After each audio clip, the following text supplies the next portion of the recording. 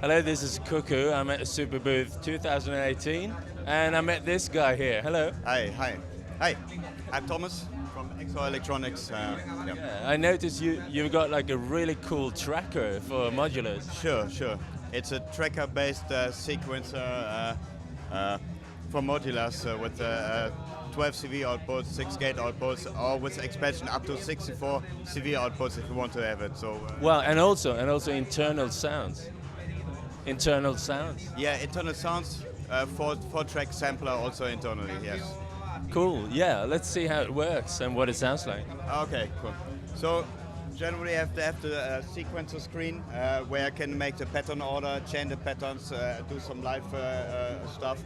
I have like the 8 tracks here, and I can just navigate with the navigation keys and go into the patterns to change the values.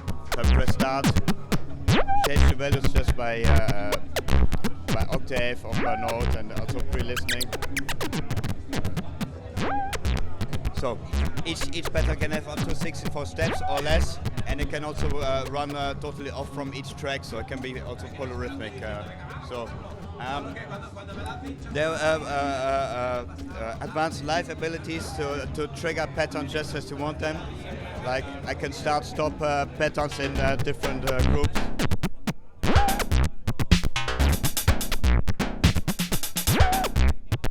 Put on some drums. Running both trackers now? I'm running multiple tracks now, yeah. Yeah, okay. And one track. the one below? Yeah, no, this is just like running Okay. to show because I have grey and black panels. Then I have also a MIDI expansion module, so for MIDI in and out, MIDI sequencing, and also recording to each track together. You can chain them together, make real long songs, so it's also like something for long performances as well. Yeah. Oh, cool. How do you feel when you're performing live with this? Are you making changes on the fly, or is it?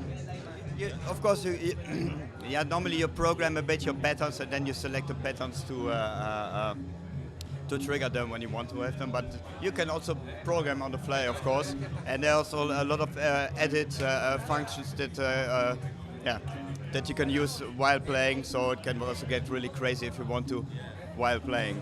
Yeah. And also a lot of internal effects like probability modes, glide and stuff. Internal LFOs, envelopes that you can route to every parameter, like routing the LFO to the probability parameters. It just like goes with it. Use the LFOs to manipulate internal LFOs and route them again to every output or to every internal parameter. So it can go really crazy if you want to, but you can also make really straight songs and pattern parts here. Yeah, nice. Let's just have a look at the outputs and see, and the inputs. Are there inputs as well? Yes. We have 4 CV inputs for CV gate recording, modulation recording, and to manipulate parameters also in the thing. Clock in out. And for the MIDI input, yeah, you can use it as well. With MIDI CCs, you can route it to output. So it can be also MIDI to CV converter if you like to. So it's cool. Then I have like now that's new, more expansion modules. So it gives them each time 16 more outputs. Is it like an expander? Yes, expander. And you can have 4 expanders. So it will be 64 outputs if you like to. So you can sequence the whole room. Actually, and the next thing, that's the early prototype, is a new input device. So instead of that you program your loops or your patterns by navigating through it, it's a bit more direct approach. So you can select a step and change the value, or you can make like do the drum triggering with this, and you can also make pattern groups and put them on buttons, and then you can just launch pattern groups easily and concentrate on twiddling the knobs. So very cool. Could you just run through a couple of patterns there, just to give us a flavor of what it sounds like? Yeah. Okay. So like this now from the internal sampler, some drum sounds.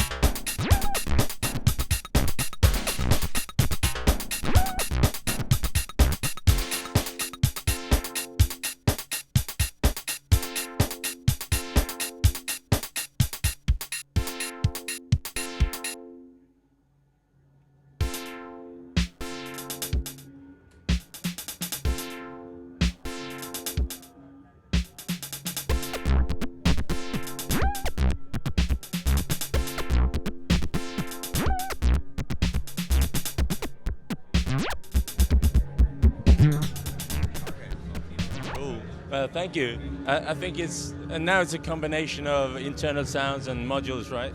Yeah, exactly. And the samples power up your things because you can like load wave files and pitch them and have also effects on the samples. And then it's like, you can have some sounds that are not normally in your modular easy to patch and stuff. So you can just add them easily. And in the sequencer, also with all the effects again, so it is really powerful actually. So cool. Where do we get this, and what's the price of these things? This one is a bit less than 600 euros in the shops, and it's on the XOR web shops or at Schneidersladen and some shops around the world. So And the other ones, the prototypes, when do you think they're ready? The more output expanders will be in the summer, and the under input will be like later the year. So we'll see. There's still some concept things I have to think about, but the more outputs will be soon because this is really interesting for a lot of people to have like the full brain for your modular system. So. Well, yeah, I think it seems like a really cool device. Like I have. A tracker background as well. It's like my first venture into music making is through a tracker. For a lot of people also, yeah. A lot of people of my age probably has that, but also younger people, they get really interested in this. Yeah, for sure. Yeah, because trackers are really powerful actually. Yeah. So, actually you program a bit more, but then you have direct access to the stuff, and it's more than just using a knob or something, because you really do what you want to do. Yeah, you can go really deep. And the main difference is trackers goes from up to down, and all the rest of the world goes from left to right. So yeah, with piano rolls, and so that's super cool. I just noticed that there is a controller here. Does it have anything to do with it? Yes, definitely. So I have a MIDI and I/O expander, and you can connect a Sega gamepad to it. Fantastic. And then you can actually play live with it, like triggering the patterns. Or stop them.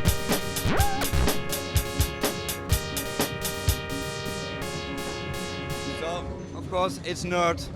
So, yeah, but I love it.